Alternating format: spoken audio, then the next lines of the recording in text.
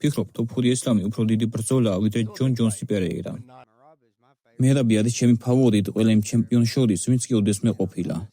დიახ, ალექსი ცდილობდა დაბრუნებას პირველი ბრძოლიდან და მეორე ბრძოლა ისე კარგი იყო მისთვის.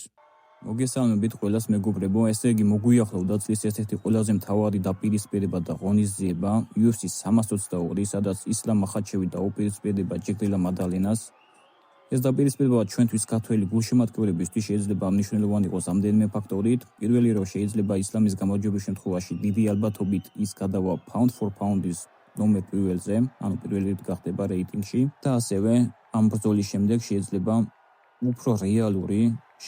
უფრო რეალური გახდება ილია ტოპურიას და ისლამ მახაჩევის დაპირისპირება. ახლა კი სანამ ვიდეოს დავიწყებდეთ, ძალიან დიდი თხოვნა იქნება რომ გამოიწეროთ არქივისას არ გაქვთ გამოწერილი და დაალაიქოთ ვიდეო. რადგან ვცდილობ რომ დროულად მოვიტანო თქვენამდე სიახლეები და რაც მნიშვნელოვანია ქართულად. მოდი დავიწყოთ ხაბიბის ინტერვიუთი, სადაც მას რა თქმა უნდა ჰკითხეს მერაბ დვალიშვილსა და ილია ტოპურიაზე და ასევე ისაუბრა თეთრი სახლის ქალზე და აღნიშნა რომ ამერიკელებისთვის საინტერესო არ უნდა იყოს ქართველების და რუსების დაპირისპირება თეთრ სახლში. გარანტირებული თუ გაქვთ რომ უმარის შემდეგ ბრძოლას აუცილებლად ტიტულზე მიიღებს. UFC-ში არასოდეს არავის აქვს რაიმე გარანტირებული, არასოდეს იცი რა მოხდება. ეს არის ის გამოცდილება, რაც მაქვს პირადად UFC-სთან. UFC ეხება დროსა და შესაძლებლობებს.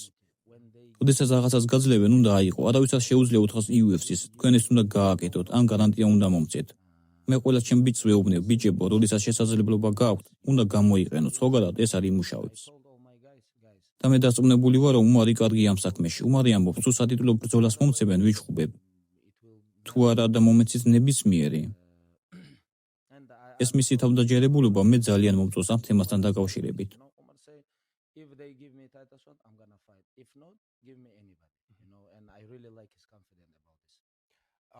გაინტერესებთ ვინ მოიგებს მერაბისა და იანის დაპირისპირებაში? არის თუ არა მეტოქე, რომელთანაც უფრო მეტად გსურთ ჩხუბი? ეს კარგი შეკითხვაა, ნამდვილად კარგი შეკითხვაა. გულოსწრფელად რომ ვთქვა, თუ მკითხავთ, როგორც მწვრთნელს რა გსურთ, მე ორივე მინდა. მართლა მინდა რომ სანამ უმარი დაასრულებს კარიერას, მან იჩხუბოს მერაბთანაც და პიოტრ იანთანაც.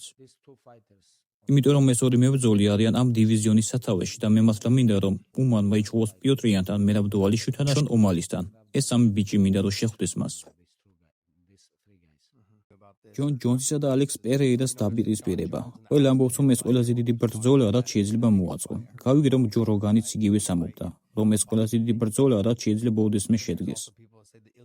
მაგრამ არის ხალხი, ვინც ფიქრობს, რომ ილია ტოპურიასა და ისლამ მახაჩევის შორის დაპირისპირება იქნება ყველაზე დიდი ბრძოლა. ფიქრობ, ტოპურია ისლამი უფრო დიდი ბრძოლაა, ვიდრე ჯონ ჯონსი პერეირა. მაინც დიდი ბრძოლაა, მაგრამ არა იმდენად დიდი. მითხარი, თეთრი სახლის ქალზე რას ფიქრობ, რა მოლოდინები გაქვს? ვსვეთ რომ ნახოთ უმარი ან ისლამი ამ ქალზე?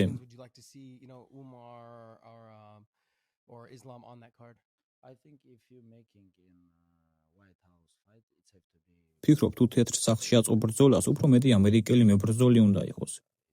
საინტერესო არ იქნება თუ ქართველი და რუსი მებრძოლი ირჩხუბებს ერთმანეთის წინააღმდეგ თეთრ სახლში. ეს უნდა იყოს რაღაც, სადაც ამერიკელი მებრძოლები წარმოადგენენ თავიანთ ქვეყანას და ისინი იბრძვიან სხვა ბიჭების წინააღმდეგ. როგორც ჩანს, ეს ასე უნდა იყოს.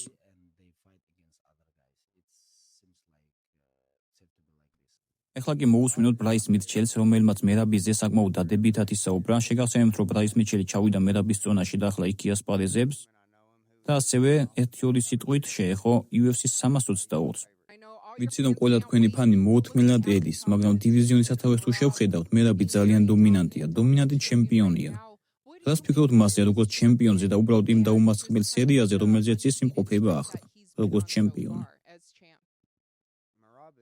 მერაბი არის ჩემი ფავორიტი ყველა იმ ჩემპიონს შორის, ვინც კი ოდესმე ყოფილა. მე მიკერძოებული ვარ, რადგან მერაბის მეგობარი ვარ. მასთან ერთად ვარჯიშობდი და ვიცი, ვინ არის ის დარბაზში და დარბაზის გარეთ, როგორ ექცევა ის ხალხს. ამიტომ არის ის ჩემი ფავორიტი ჩემპიონი.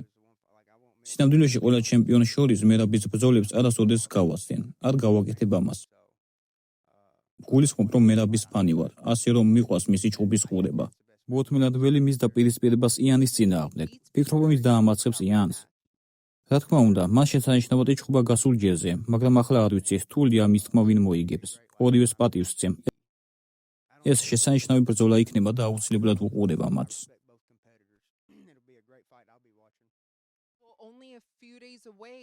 რამდენიმე დღე გადარჩა მომავალ კვირას UFC 322 ნიუ-იორკში. ისლამი 170 ფუნტში ადის და ჯეკ დელა მადელინას დაუპირისპირდება. ეს მომავალ კვირას არის? დიახ, ეს შესანიშნავი დაპირისპირება არ ვიცოდი რომ მომავალ კვირას იყო. ხანდახან დროს ჩამოვრჩები ხოლმე. ანუ დრო მართლა სწრაფად გადის. მაგრამ ის 170 ფუნტში ადის და ჯეკ დელა მადელინა იქ ჩემპიონია. ყავთ ფავორიტი ამ ბრძოლაში? ისლამი ჯეკ დელა მადელინას წინააღმდეგ. კარგი, მე ჯეკს ავირჩევდი ამ ბრძოლაში. მიზეზი ის არის, რომ უბრალოდ მიყვარს მისი სტილი. ისლამი იქნება ყველაზე რთული ბრძოლა, რაც კი ოდესმე ჰქონია მას ცხოვრებაში.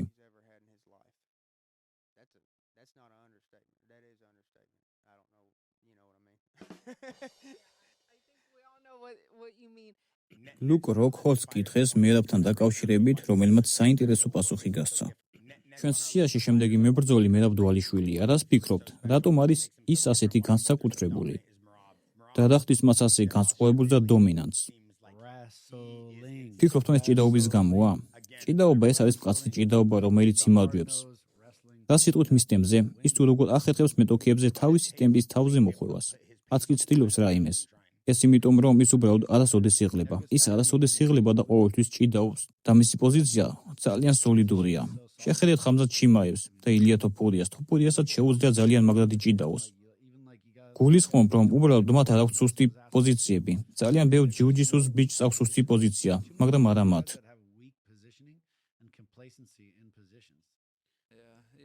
და რა თქმა უნდა ის და მახაჩევსაც დაუსვე შეკითხვა ილია თოფურიასთან დაკავშირებით, ნახოთ თუ რა პასუხი გასცა მან.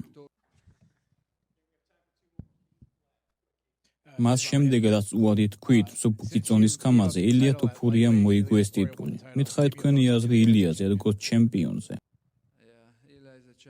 დიახ, ილია ჩემპიონია ახლა მსუბუქ-წონაში, მაგრამ ვნახოთ. ის სულ ჩემზე ლაპარაკობს და ჩემთან ბრძოლა უნდა. ამ ბრძოლის შემდეგ ვნახავთ, რაღაცებს გავაკეთებთ. რადგან ყველას უნდა ამ ბრძოლის ნახვა. ამაზე მოგვიანებით ვისაუბრებთ.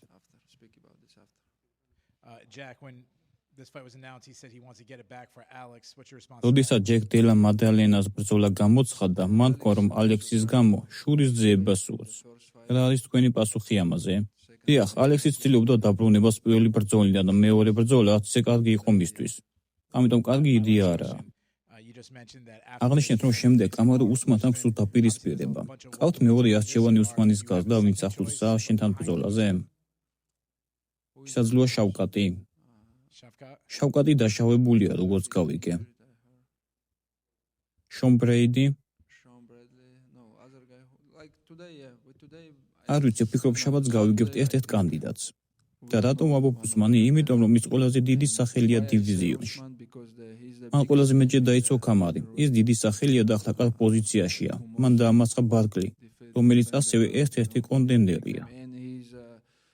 Good position right now. He beat Barkley, who is one of the contenders also.